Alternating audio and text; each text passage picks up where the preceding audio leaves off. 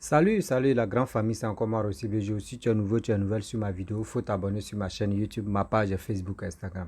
N'oubliez pas de partager mes vidéos et aussi liker. La famille, aujourd'hui nous allons écouter une histoire vraiment où la famille, surtout famille royale, où les gens adorent les fétiches.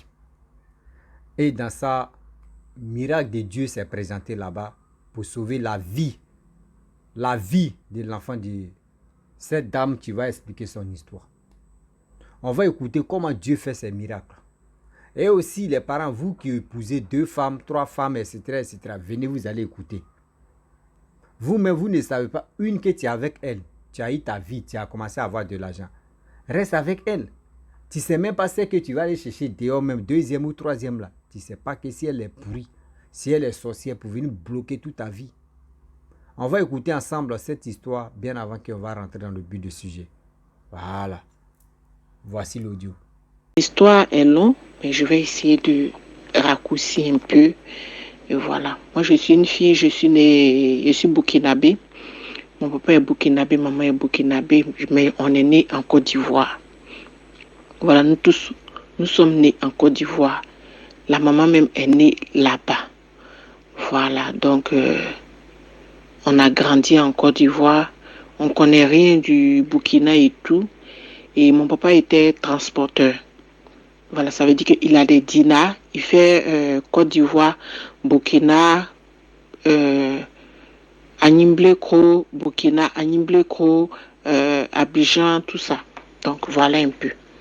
Et nous, on part à l'église. Hein. C'est papa qui ne part pas à l'église. Lui, c'est une famille royale. Voilà, c'est une famille royale. Et papa, eux, c'est les fétiches. Voilà, c'est les fétiches ou rien. Même ils vont à l'église, c'est les fétiches qu'ils adorent. Voilà, ils vont à l'église pour le plaisir. Donc, on partait à l'église tranquillement et tout. Et la maman voulait une servante. Et le vieux est parti dans ses coins de fétiches. Il a amené une fille qui est même intimée que nous. Une petite fille, hein. Voilà, une petite fille. On dirait, elle et moi, on a le même âge. Voilà, à peu près.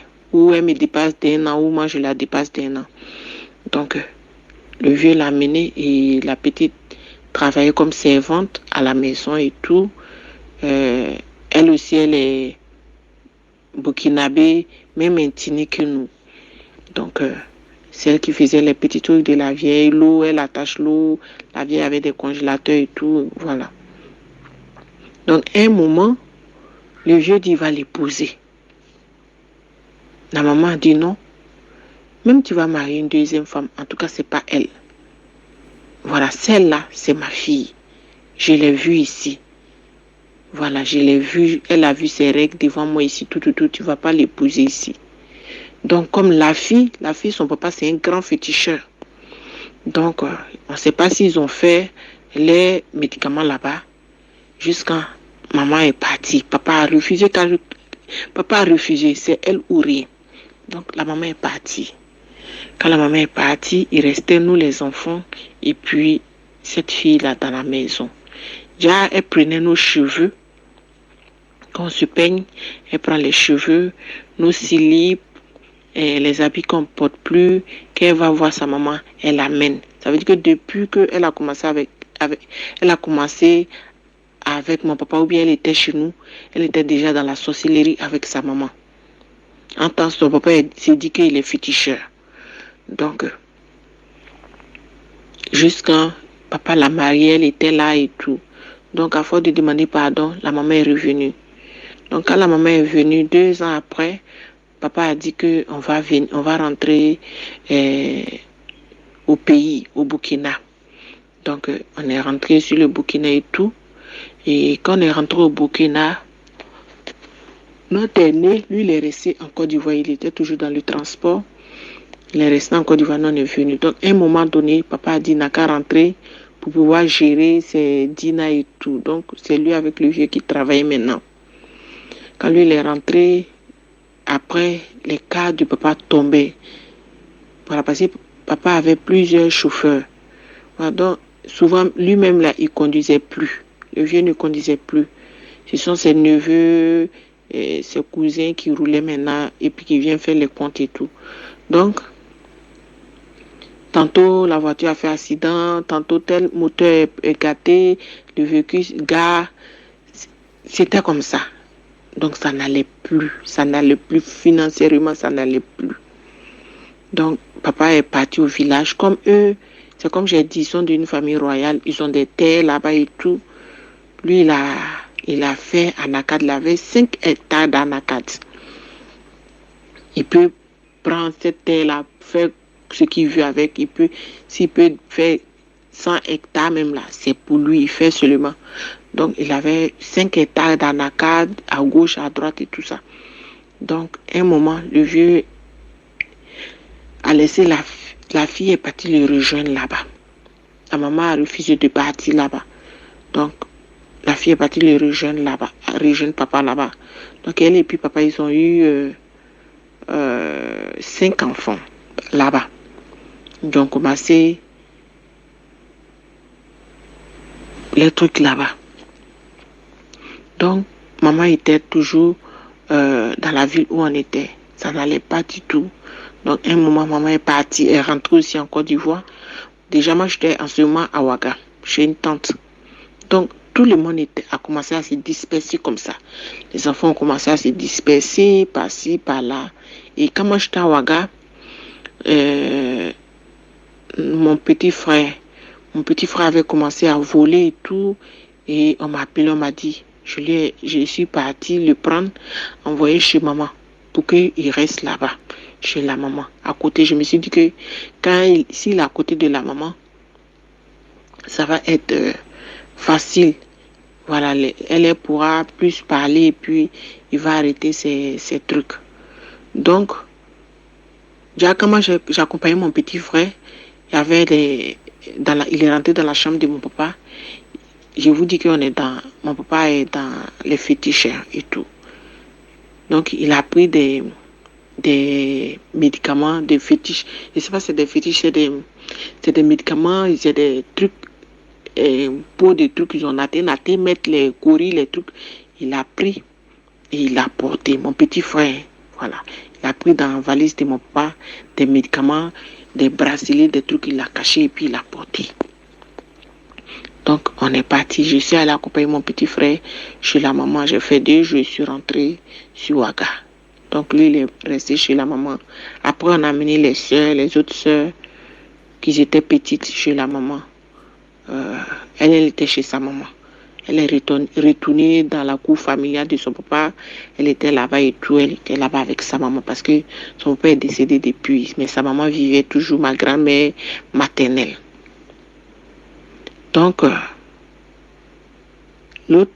la femme de mon papa, la deuxième femme de mon papa, était au village avec mon papa. Donc, j'ai une petite soeur qui s'est mariée et le papa est venu à Ouaga. Elle s'est mariée à un blanc même. Mais ils ont divorcé aujourd'hui. Elle s'est mariée à un blanc et papa est venu. Et quand il est venu, après le mariage et tout, on lui a fait asseoir. C'est lui qui nous a fait asseoir. Il nous a dit que bon, il n'a pas pu réaliser quelque chose pour nous. Ça lui fait mal. Il n'a pas pu réaliser quelque chose pour ses enfants et ça lui fait mal. Mais comme l'aîné est là, le grand frère, qui est toujours près de lui, il a 2 millions. Il va payer Dina pour mon grand frère. Nous, on a dit, tu vas payer Dina là. 2 millions ne peut pas payer Dina, papa.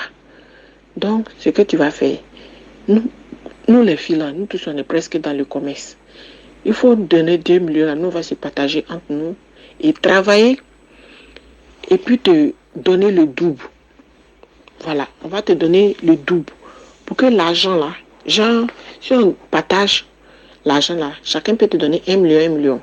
En ce moment, on est 4. L'argent là fait combien? 4 millions. En ce moment, 4 millions, c'est que ça peut payer un dinar pour le grand frère. Le vieux a dit que non, que lui ne veut pas. Que lui ne veut pas. Que c'est lui l'aîné, il faut qu'il paye pour lui. Donc, nous, on a dit ok. Donc, le vieux est parti. Quand le vieux est parti, déjà, le vieux est parti confier l'argent là, soi-disant à un de ses amis. Déjà, c'est ça qui va le tuer. Il est parti confier, donner l'argent là à un de ses amis, Dosso, d'après lui.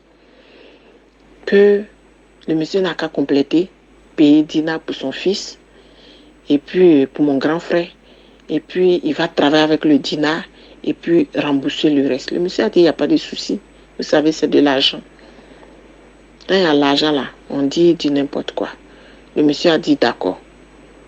Le monsieur a pris les 2 millions là, bouffé les 2 millions là. Il n'a pas payé Dina. Quand mon papa lui demande, il dit, ah, moi, mais je suis en train de voir comment je vais faire. Quand mon papa parle, il met ça ici. Quand mon papa dit ça, il dit ça ici. Il dit ici. Donc, moi, j'ai dit à mon papa. Moi, je vais me dire à mon papa, je dis, ah, on a un grand frère aux États-Unis. Lui-même, il fait venir les véhicules à Abidjan. Il faut l'appeler. Il va, si c'est lui, tu lui donnes 2 millions là même là. Il va compléter, puis notre grand frère va travailler et puis lui rembourser. Parce que c'est un cousin. Et il a fait toute son enfance chez nous. Lui au moins, il connaît aussi. Donc, le vieux part maintenant, il parle au monsieur pour qu'il... Donc, le vieux, je lui dis, ah, on a un frère aux États-Unis, il faut lui dire, et puis il va payer le véhicule. Donc, le vieux maintenant part que le gars n'a qu'à donner l'argent. Le gars a bouffé l'argent. Il faut dire quoi? Il faut faire balader le vieux. Maintenant, comme il y a la pression pour qu'il donne l'argent à mon papa, il va faire quoi? Il va faire médicament maintenant pour qu'il tombe malade, pour qu'il n'en mette plus. Donc, c'est ce qu'il a fait. Le vieux a commencé à tomber malade. C'est quand tu es portant, tu peux parler d'argent. Mais si tu meurs, tu vas parler de l'argent comment? Donc, le vieux a commencé à tomber malade. Tomber malade, on amène le vieux ici. Non, on amène le vieux ici. Non, on amène ici. On ne sait même pas ce qu'il a. Après, on nous dit que c'est cancer de prostate. Donc, ils sont venus à Ouaga ici. Ils ont opéré. Après encore, vraiment, c'était mélangé. Le vieux a commencé à tomber malade. À un moment, on dit on ne peut plus rien faire même. Donc, on prenait le vieux comme ça, comme bébé. Le vieux est fini. Fini. Quand tu t'en vas, même, tu ne regardes pas bien Matela là. Le vieux est couché là. Tu ne vas même pas savoir qu'il est couché là. Donc, le vieux était malade et tout. Un jour, on nous appelle. Ah, venez. Le vieux est tellement malade. Si vous ne venez pas là, il va mourir. Parce que nous-mêmes là, on ne sait même plus quoi faire. Venez. Donc, moi et puis ma soeur qui me suit, on s'en va. On arrive, franchement. Quand on a vu le vieux, nous-mêmes, on a commencé à pleurer. Parce que c'est mieux. Ça veut dire que la souffrance qu'il avait, la mort était mieux. Voilà, donc on a commencé à pleurer. On a dit non, il n'est pas mort, faut pas, on va pleurer. Patati patata. On a essayé de causer avec notre papa comme on pouvait. Tout ce qu'il nous disait, demandez pardon à votre maman. On dit, ah, elle t'a pardonné. Maman prie. Elle-même là, elle dit, elle va prier pour toi. Et vrai aussi, la maman disait aussi, elle va prier pour lui. Elle sait que c'est pas de sa faute. Jusqu'au jour de la maman même dit ça. Elle sait que c'était pas de sa faute. On avait vitré son visage, comme on le dit. Donc, c'était pas de sa faute. Donc,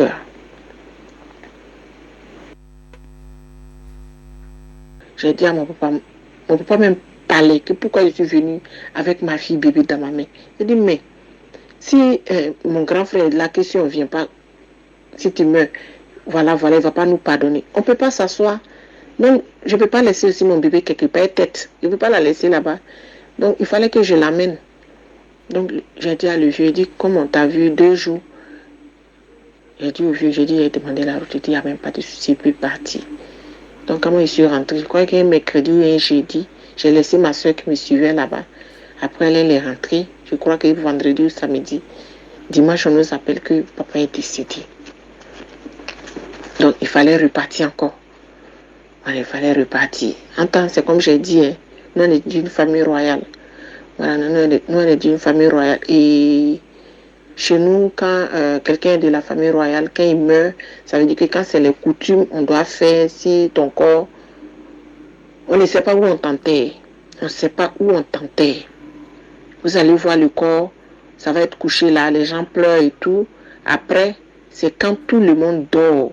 Il y a des gens spécialement qui prennent le corps pour aller l'enterrer. Vous n'allez jamais voir de tombe. Ils vont jamais vous dire c'est ici on a enterré.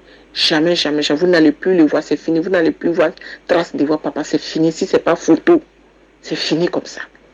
Chez nous, c'est comme ça. Donc, quand on est venu déjà, on l'avait déjà enterré. Voilà, c'est ma soeur qui me suit, qui nous avait dévancé et qui a vu le papa et tout. Mais nous, on ne l'a pas vu.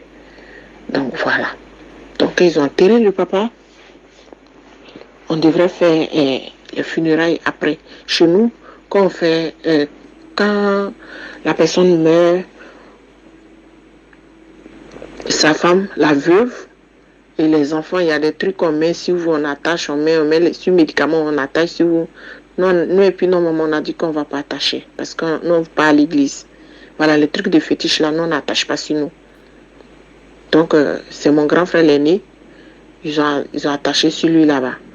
Donc, avec la femme, la deuxième femme de mon papa, ils l'ont attaché des trucs là-bas et tout. Et quand on t'attache, vous faites 1 an, vous ne vous lavez pas, en fait. Vous restez comme ça pendant 1 an. Vous ne vous lavez pas. Est-ce que tu comprends? Vous ne vous lavez pas pendant 1 an. Et si les funérailles, on n'a pas eu les moyens pour faire les funérailles là dans 1 an, on peut aller jusqu'à 3 ans. Vous ne vous lavez pas. Vous êtes là, vous ne vous lavez pas. Donc 1 an déjà, on s'est apprêté pour que mon grand frère même ait la paix. On a décidé de faire les funérailles de mon papa 1 an après. Donc on a commencé les préparatifs et tout. Et un jour mon grand frère m'appelle pour me dire que la femme de mon papa dit que les funérailles là, ils n'ont qu'à faire la cuisine à pas à pas. Toutes les choses les vont faire à pas à pas.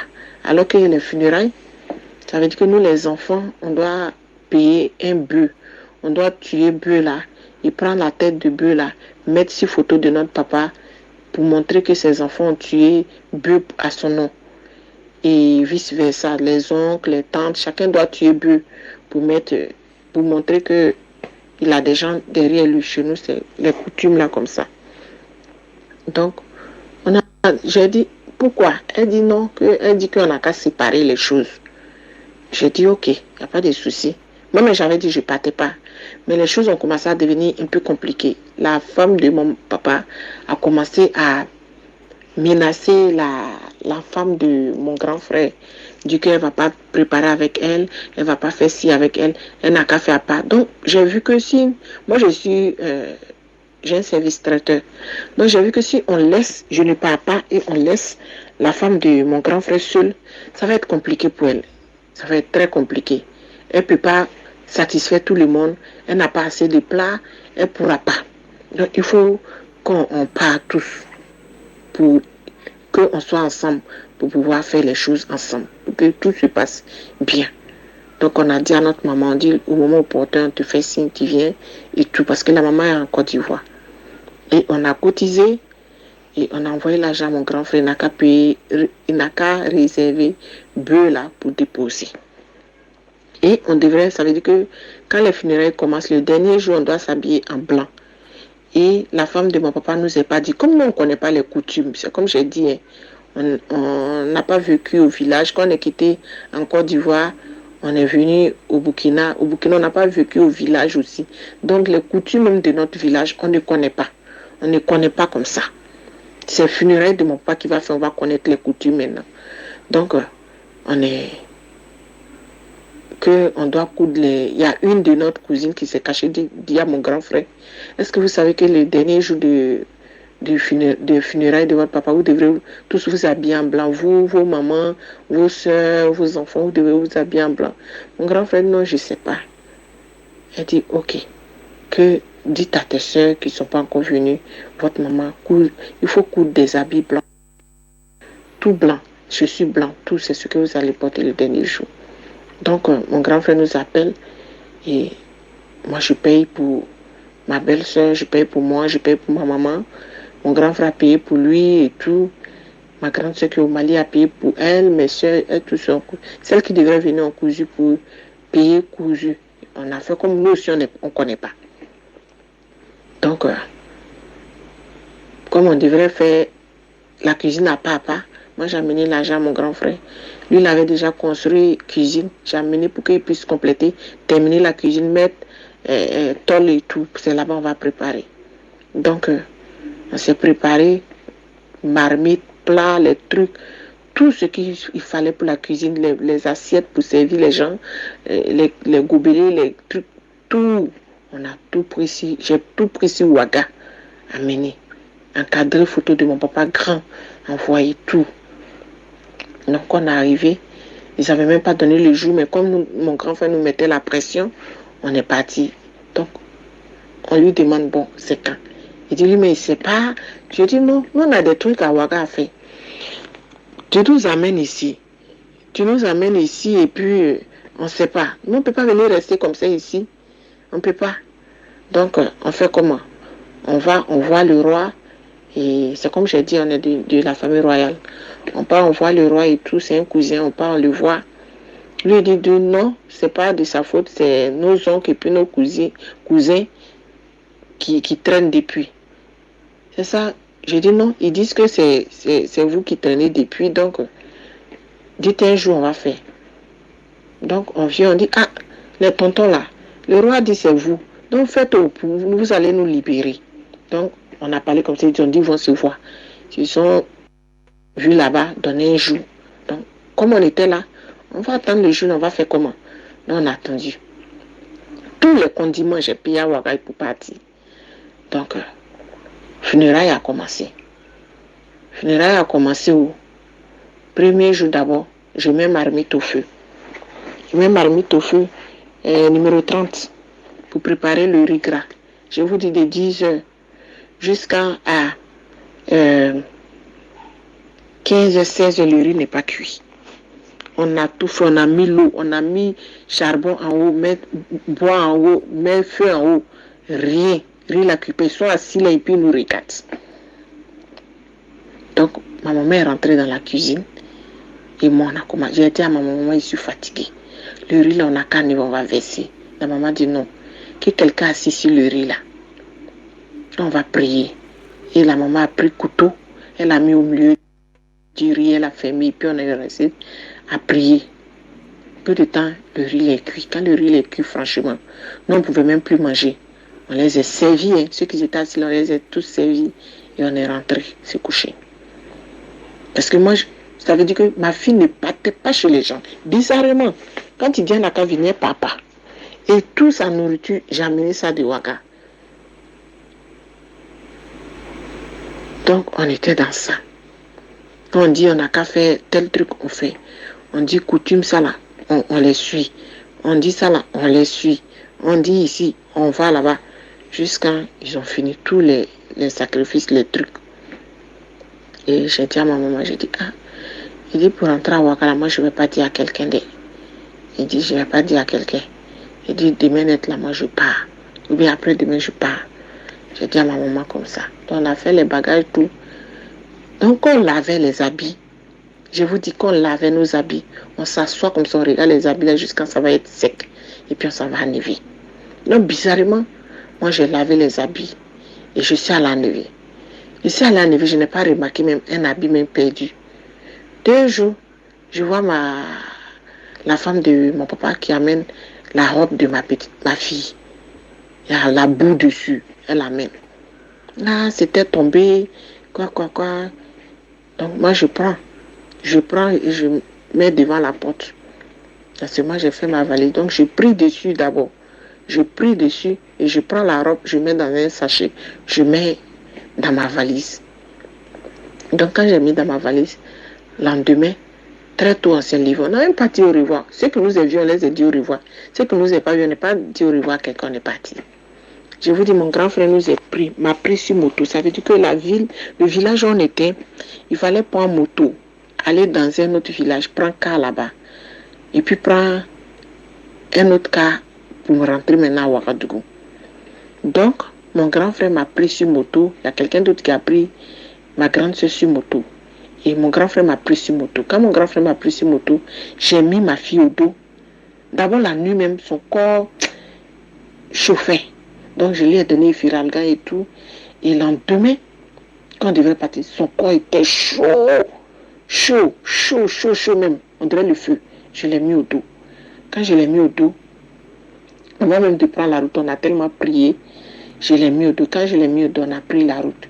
Quand on a pris la route, j'ai attaché ses deux bras avec un pain là. Mais son cou là, il était là comme ça. J'arrange. Mais pas question. Jusqu'à on est arrivé dans le premier village où on devrait prendre car. Quand on est arrivé, ma fille a chié. Quand ma fille a chié là, odeur de caca là. Ah, on dirait œuf pourri. Œuf frais là. Quand tu casses, c'est pourri, ça sent là. Caca là déjà c'est liquide comme ça. Et ça sent œuf pourri. Quand j'enlève couche là, personne ne peut s'arrêter là. Odeur là, tu ne peux pas t'arrêter là. Donc j'ai payé couche. Et j'ai mis à ma fille, on a débrouillé, on est arrivé dans la ville où on devait prendre le car, aller maintenant sur Ouaga. Quand on a pris le car, j'ai dit quand ma fille chie comme ça, les gens m'insultent dans le car là, oh madame, oh. Quand je pleurais dans le car. Je pleurais dans le car. On est arrivé dans un village. Quand on est arrivé dans un village sur la route, j'ai dit au chauffeur de faire pardon. Je vais demander l'eau, laver ma fille un peu. Quand je suis descendu pour demander l'eau, il n'y avait pas l'eau. C'était l'eau glacée que les enfants la vendaient. J'ai pris un, je l'ai rincé comme ça avec l'eau glacée là. Et lui mettre couche encore. Ma grande soeur a parfumé le car un peu. On a pris la route. On est arrivé à Ouaga, il était 22h. On est arrivé, j'ai appelé mon mari. Il ne prenait pas, on a pris un taxi, on est rentré. On est rentré. Quand on est rentré dans la cour, mon mari nous a vus là. Ah, vous avez noirci, hein? Vous avez noirci. Mon mari a commencé à pleurer. Il a commencé à pleurer comme ça. J'ai dit, la petite ne se sent pas bien. Elle ne fait que faire la diarrhée depuis le matin. Elle est faible. Si tu peux aller à la pharmacie expliquer, puis pouvoir payer un médicament pour elle. Lui, il est parti, il a payé un médicament. Quand il a payé un médicament, il est venu, on a donné à la petite. On n'a pas dormi du tout. Non, mais on a donné à la petite, ça n'allait pas. On va aller voir son pédiatre. Comme on était au village avec l'eau du village, tout, on va aller voir son pédiatre. On est parti voir son pédiatre. Son pédiatre dit, on n'a qu'à faire les examens. On a fait tous les examens, je vous dis. Il n'y a rien. Caca de ma fille, on a fait examen, rien du tout, on dit, il n'y a rien. Il dit, on dirait que c'est une infection. Il va l'hospitaliser dans sa clinique. Il nous a mis là-bas. On met les poches à ma fille, on met les poches. On met les poches, on met les poches. La petite est devenue un vrai squelette. Ma petite fille est devenue un vrai squelette.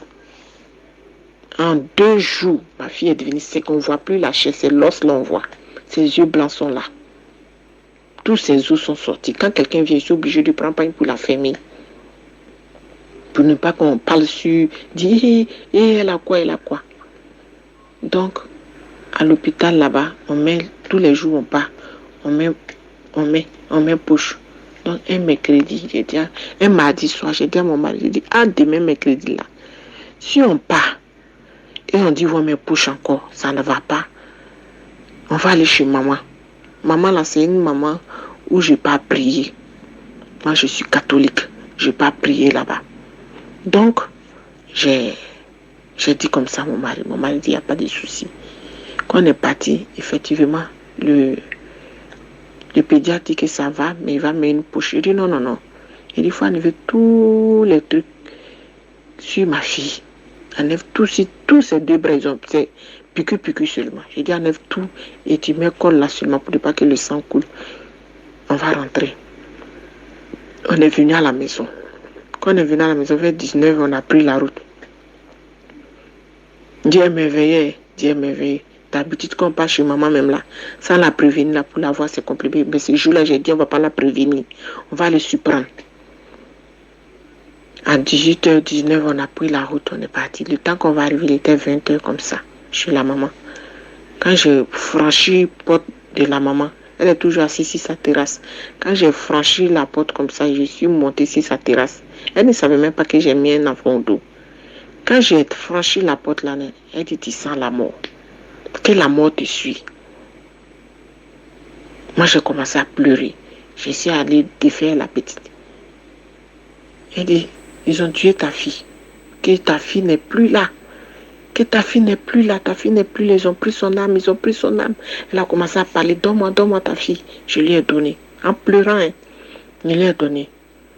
Qu'ils ont pris l'âme de ta fille. Que c'est... on appelle comment la femme de ton papa et sa maman qui ont fait ce travail-là. Il y a un vieux aussi dedans. Elle a commencé à citer les noms. J'ai dit, ok, retour à l'envoyer. Maman, diarrhée que mon enfant a fait là, retour à l'envoyer.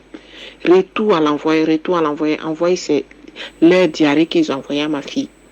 Que Dieu t'aime tellement. Qu'ils ont attaché ta fille comme mouton sur un arbre. Que demain jeudi seulement, ils allaient exécuter, ils allaient la tuer, faire sacrifice. Ils allaient la tuer en sorcellerie. Que tu as bien fait de venir. La maman a commencé à prier sur la petite, prier, dire d'aller payer huile avec l'eau. Elle va bénir, je vais mettre sur elle et donner les passages de la Bible pour que je puisse lire qu'elle dort dans son oreille. J'ai dit c'était comme ça. Je ne suis plus allée à la clinique, je vous dis. C'est ce que j'ai fait, ma fille s'est rétablie. J'ai des photos, je te jure. J'ai des photos. De la manière on était dépassé, son papa a pris des photos pour garder en souvenir. La petite était devenue mince. Depuis ce jour-là, ma fille n'a plus eu sa forme qu'elle avait. Elle était potelée, qu'elle sort comme ça là. On dirait albinos. La petite est noircie, devenue mince. Jusqu'aujourd'hui, elle ne peut plus avoir sa forme d'enfant, mais elle a repris. Elle a eu son teint d'enfant, mais elle n'a plus la forme d'enfant. Donc, on a prié comme ça. Et la maman me dit que c'est la femme de ton papa. Quand vous étiez petite, ce qu'elle a fait, si votre vie là même là, c'est pas petit à faire. Elle a pris vos cheveux, elle a pris vos slips, elle a pris vos habits. Elle et puis sa maman, ce qu'ils ont fait sur votre vie. C'est pour ça qu'il y a tes soeurs qui ne peuvent pas se marier. C'est pour ça qu'il y a tes soeurs qui ne se retrouvent pas en fait. C'est pour ça qu'il y a d'autres qui tournent en rond. Moi, ma petite soeur, que le papa est venu à son mariage, elle était mariée à un blanc. Même pas un an. Ils sont allés en Europe. Elle est revenue. Elle n'est plus partie. Elle dit qu'elle ne veut pas son mari. Elle a eu un enfant et lui, elle est venue s'asseoir. Et c'est dans la prière, tout ça est sorti. Et moi, quand je suis venue et la petite était tombée malade, j'ai appelé mon grand frère au village. Je lui ai dit, il faut leur dire là-bas. Si, avant que je pars, et puis on me donne les trucs, j'ai dit, il faut leur dire, si ma fille meurt, je vais prendre son corps, je vais envoyer, elles vont préparer devant moi, manger, sinon je ne les laisse pas. Il faut leur dire là-bas, elles n'ont qu'à prier Dieu. Il ne faut pas mon enfant va mourir. Mais la sorcellerie n'est pas fort que Dieu. Moi, j'ai Dieu dans ma vie. J'ai la crainte de Dieu et je prie. Si moi, j'ai même dit à Dieu, j'ai dit, s'il laisse les sorciers tuer mon enfant, je vais dire, il n'existe pas. Je vais dire à tout le monde entier que Dieu n'existe pas. Parce que tous les jours que Dieu fait, moi, je le prie. Je le loue, je le glorifie, malgré que ma famille est dans fétiche. Fétiche, là, tous les jours, on dit non, là-bas. Tous les jours, mon papa dit non, c'est fétiche, c'est les fétiches. Pour que fétiche, là, nous protège. Et j'ai tenu tête un jour même à mon papa. J'ai dit, tes fétiches que tu fais là, il ne faut plus prononcer mon nom dessus. Il ne faut plus prononcer parce que moi je prie. Et quand je m'en vais à l'église, on me dit qu'il y a fétiche qui me suit. Pardon, il ne faut plus dire mon nom dans tes fétiches là. Mon papa m'a dit que les fétiches là, lui il est pris sur nous. C'est les fétiches là qui veillent sur nous depuis qu'on est petit. Donc vous voyez. Donc, en fait c'est mon histoire. Mais c'est pour dire qu'en Afrique, ceux qui ne croient pas à la sorcellerie, Ceux qui ne croient pas les trucs mystiques, les génies, croyez. Croyez, je vous dis. Ça, c'est un petit résumé que je vous ai donné. Ma famille est trempée dans la sorcellerie, je vous dis, je ne peux pas vous raconter. Ça, c'est un autre jour, je vais donner ce témoignage. Ma famille est tellement trempée dans la sorcellerie, je vous dis. Si ce n'est pas la prière, mes frères et sœurs, on dirait à l'heure que je vous parle, nous on ne vit plus. On dirait nous on ne vivait plus. Ceux qui ne croient pas à la sorcellerie, croyez, c'est moi je vous dis. En Côte d'Ivoire, les gens croient. Les gens croient. Mais il y a des pays là, les gens ne croient pas. Genre au Burkina ici, les gens ne croient pas. Hein. Les gens ne croient pas. La sorcellerie est versée, Les sorciers sont tellement malins. Ils ont versé la sorcellerie. On dirait qu'on verse riz et puis ça prend partout. Avant la sorcellerie, c'était dans la famille. Mais maintenant, ton ami que vous ne vous connaissez pas, vous vous croisez sur la route là, peut être ton ennemi, être en groupe dans la sorcellerie avec quelqu'un de ta famille et il va passer par ça pour t'avoir. Vraiment, c'est mon histoire. C'est mon histoire. Il y en a tellement. C'est comme je dis, prochainement, je vais vous raconter une autre, ce que ma grand-mère a fait dans notre vie. Ce que la grand-mère a fait dans notre vie, c'est tellement choquant. C'est tellement choquant. Je ne sais pas où commencer. Je ne sais pas où commencer. Vraiment, il fallait, ça là, je tenais à cœur à partager avec des gens, mes frères et sœurs.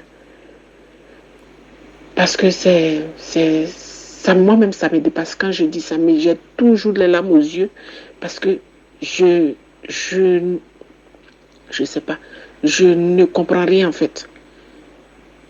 C'est comme je dis, il faut qu'il y ait Dieu dans votre vie pour pouvoir comprendre certaines choses. Voilà, vraiment, je vais m'arrêter là. Merci mon frère et que Dieu vous bénisse.